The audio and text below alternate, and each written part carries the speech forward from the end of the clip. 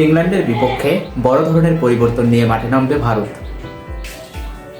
প্রায় 14 মাস পরে ভারতীয় দলের হয়ে মাঠে নামবে মোহাম্মদ শামি।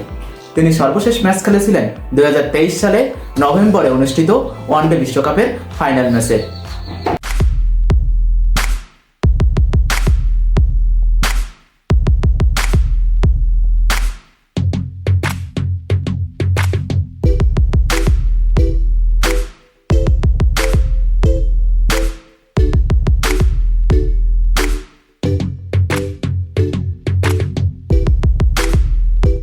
ভারতের 15 জনের এই দলে অস্ট্রেলিয়ার বিপক্ষে সবশেষ টেস্ট সিরিজ থেকে জায়গা পেয়েছেন মাত্র 4 জন। রাখা হয়নি অস্ট্রেলিয়ার বিপক্ষে সবচেয়ে বড় পেসার জসপ্রীত বুমরাকে। বিশ্রাম দেওয়া হয়েছে ঋষভ পান্থ, শুভমান গিল ও যশস্বী জয়সওয়ালের মতো তারকাকে। সিরিজে অধিনায়ক হিসেবে যথারীতি থাকছেন সূর্যকুমার যাদব। সহ অধিনায়ক হিসেবে আছেন অক্ষর প্যাটেল। আগামী 22 জানুয়ারি শুরু হবে ভারত ইংল্যান্ডের লড়াই।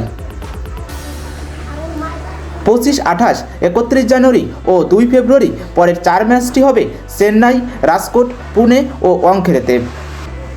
15 সদস্যের এই দলে থাকবেন অধিনায়ক হিসেবে সূর্যকুমার যাদব, রয়েছেন শামসু স্যামসন, অভিষেক শর্মা, তিলক বর্মা, নীতিশ কুমার রেড্ডি, মোহাম্মদ শামি, আর্শদীপ সিং, হর্ষিত রানা, ধ্রুব জুরেল, রিঙ্কু সিং, হার্দিক পান্ডিয়া,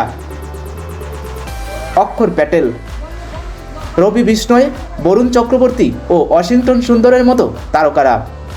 ক্রিকেট এবং ফুটবলের সকল ধরনের খেলার আপডেট পেতে আমার চ্যানেলটিকে সাবস্ক্রাইব করে রাখুন এবং অবশ্যই বেল আইকনটি ক্লিক করে রাখবেন। আর ভিডিও যদি ভালো লেগে থাকে তাহলে অবশ্যই কমেন্টে আপনাদের মতামত জানাবেন। আর অবশ্যই লাইক, কমেন্ট, শেয়ার করতে ভুলবেন না। আজকের ভিডিও এই পর্যন্ত। সবাই ভালো থাকবেন, সুস্থ থাকবেন। ধন্যবাদ সবাইকে।